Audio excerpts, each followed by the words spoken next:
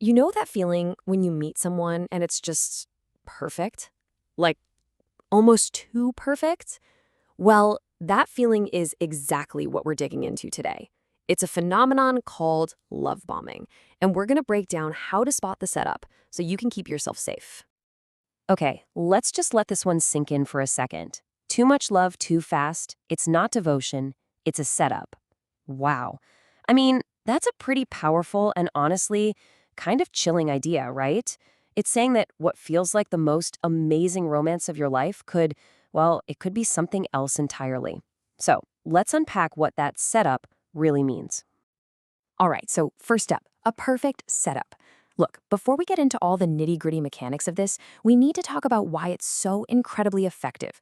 To really get the danger, you have to understand the appeal, you know? What does this perfect beginning actually feel like when you're in it? Oh, it feels absolutely incredible. I mean, just imagine it. You're being told you're the most amazing, brilliant, beautiful person they've ever met. The texts don't stop, the compliments are just constant. They want to see you all the time, you feel so seen, so adored. You're completely swept off your feet. It's like a total fantasy come to life. And that word right there, intensity, that is the key thing you've got to watch out for. Okay, so now that you can almost feel that amazing rush, let's put a name to it. Because honestly, being able to name a pattern like this, that's the very first step to taking away its power over you. And here it is, love bombing, the use of overwhelming praise and attention early in a relationship. So you see, this isn't just about someone being really into you. It's not that slow, steady affection that grows over time. No, this is a tactic. It's a flood of praise and attention, all at once, right at the beginning. And that word again, overwhelming. That's the real red flag here. A genuine connection feels good, right? It feels natural. Love bombing, it just feels like a lot. So you might be asking, why? Why would anyone do this? And look, it's not just someone being a hopeless romantic. It's actually a very calculated strategy. And it's all designed for one single purpose: control. Let's break down exactly how this trap is set. And this right here, this is the core of the whole deception. What it feels like is this incredible, overwhelming devotion. You think, wow, this person is just so into me. But what it really is a control setup. It's a completely manufactured environment, and it's designed from the ground up to make you dependent on them. So how do they do it? How is the trap sprung? Well, it's a two-step process. First, they create this fast dependency. All that intense attention, all that praise, it's not really about making you feel good, it's about making you need it. You get used to that high, that validation. And then comes step two. They withdraw. Suddenly they pull it all back.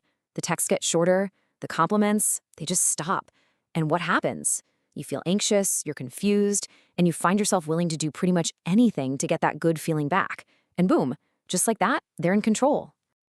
Okay, so knowing the trap exists is one thing, but knowing how to get out of it, or better yet, avoid it completely, that's everything.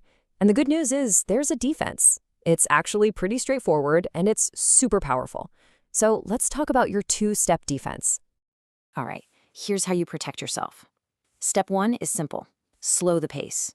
You have to intentionally put the brakes on. Don't let yourself get swept up in that whirlwind. You need to insist on a pace that feels right and, real to you. Then, step two, you test for consistency over time. Are they still just as kind, just as respectful when things calm down a bit? Because a person's true character, that's revealed slowly, over time, not in some big, flashy rush of intensity. And really, that's what this is all about. The whole goal is to see if the connection is genuine or if it's just a performance. See, by slowing things down and watching for consistency, you're giving yourself the most valuable thing you can have: time. Time and space to see what's actually real. A genuine connection, it has no problem with a slower pace. But a performance? A performance can't survive that. A love bomber absolutely needs that initial intensity because without it, their whole act just falls apart.